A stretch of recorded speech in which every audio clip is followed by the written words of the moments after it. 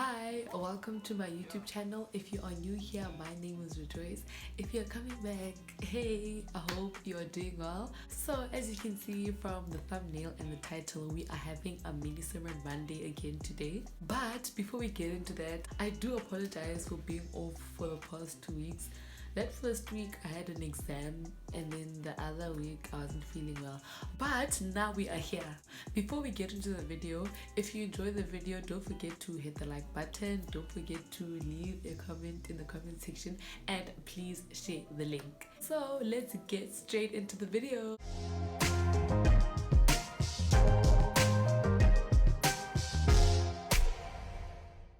Before we get into the word, I do suggest that you say a quick prayer, asking the Holy Spirit to help you to understand, because it's only the Holy Spirit that we can understand anything that has to do with God. So you can quickly pause and pray, asking the Holy Spirit to help you to understand. In today's video, we are talking about kingdom growth, and that basically looks like your local church growth, right? So whatever church that you go to, the growth of that church is basically what we are talking about in today's video. So I'm just going to mention 5 things that you can do to facilitate growth in your church.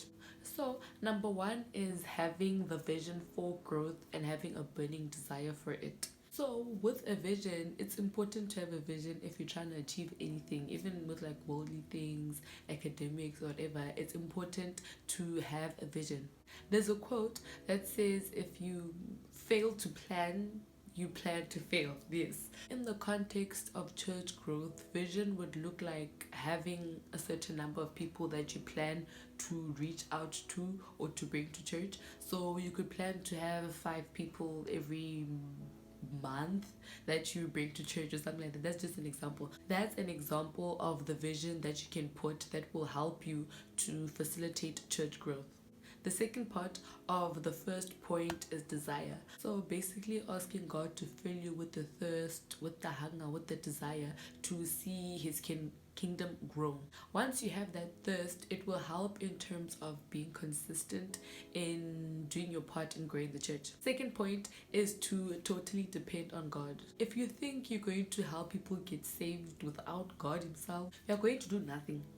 So with this, we can look at 1 Corinthians 3 verse 6, which speaks about how Paul planted, Apollos watered, but it was God who gave the increase. So in as much as we can go and invite people and do our part, it is God who gives the increase. It's God who saves the people. And also another thing, God has ordained to work with us. He didn't need us, but he chose to work with us. So in saying that, we ought to do our part.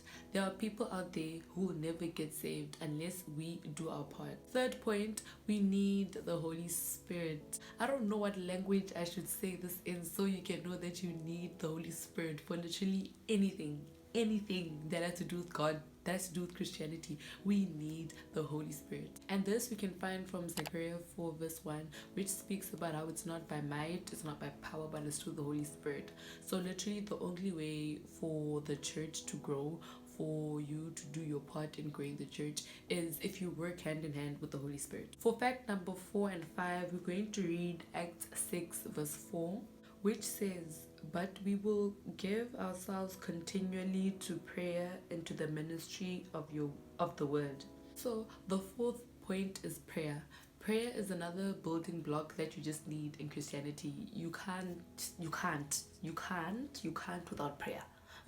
So in this context, that would look like praying for growth, praying before you go out and reach out to people. And then the fifth point that we got in Acts chapter 6 verse 4 as well is ministering the word. For this point, we're further going to go to Romans 10 verse 14, which says, how then shall they call on him in whom they have not believed? And how shall they believe in him of whom they have not heard? And how shall they hear without a preacher? Just to echo what the verse is saying, The verse is saying, how will people get saved if they haven't heard about God? And how will they hear about God if there's no one preaching? So the verse is basically implying that we ought to spread the word. Acts 6 verse 4 also revealed another command that we have to abide by, which is continually giving ourselves to the ministry of the word. So it's important for us to continually spread the word, because if we don't do that, people simply won't get saved. A bonus point is learning the value of praise and worship. There is power in praising and worshiping God. And basically, what that does, it creates an environment for church growth. And yeah, that is it for today's video. I hope you've been edified. I hope God spoke to you. I hope you learned something. If you enjoyed the video, please hit the like button. Please leave a comment in the comment section. You could comment about anything, most preferably about the video, obviously. And please share the link. Anyways, that's it from me. See you in my next video.